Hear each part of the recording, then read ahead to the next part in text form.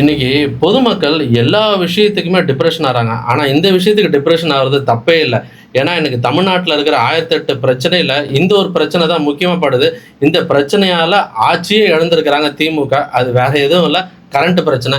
இன்னைக்கு power cut ஏற்படுறது, அதாவது சம்மர் டைம்ல நடக்கிறது ஒரு சாதாரண விஷயம் தான். ஆனா, இப்போ சொல்ற டைம் இல்லாம 5 நிமிஷம், 10 நிமிஷம், 15 நிமிஷம், 1/2 மணி நேரம்லாம் கிடையாது. போனா 3 ஹவர், 4 ஹவர் போகுது. அதாவது எல்லாரும் வேலைக்கு போயிட்டு வந்து நிம்மதியா நைட்டு தூங்கிட்டு, அந்த ரெஃப்ரெஷ்மென்ட்டோட காலையில வேலைக்கு போனா தான் அவங்க வேலைய செய்ய முடியும்.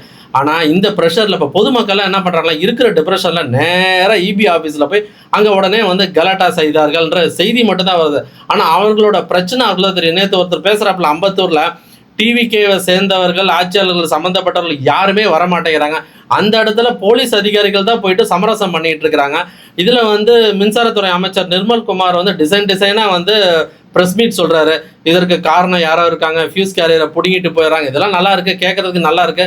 ஆனா மக்களோட தலையாய பிரச்சனையான இந்த பவர் கட் பிரச்சனையை சால்வ் பண்ணணும். சால்வ் பண்ணாதான் பொதுமக்கள் கோபத்திலிருந்து தனித்து வருவார்கள். இல்லைன்னா ஆட்சியின் மீது கடுப்புல தான் இருக்காங்க. இதுதான் நிதர்சன உண்மை. இதற்கான வழி ஏற்பாடுகளை அதிகாரிகள் வேலை செய்யணும். முக்கியமா இபில வேலை செய்யற ஊழியர்கள் இன்னும் சிறப்பா மட்டும் இல்லை, எப்பவுமே வேலை செய்யற மாதிரி. ஏன்னா இபியில் வேலை செய்யறவங்க எப்போ போய் எந்த கம்ப்ளைண்ட் கொடுத்தாலும் லேசில் வாங்க மாட்டாங்க.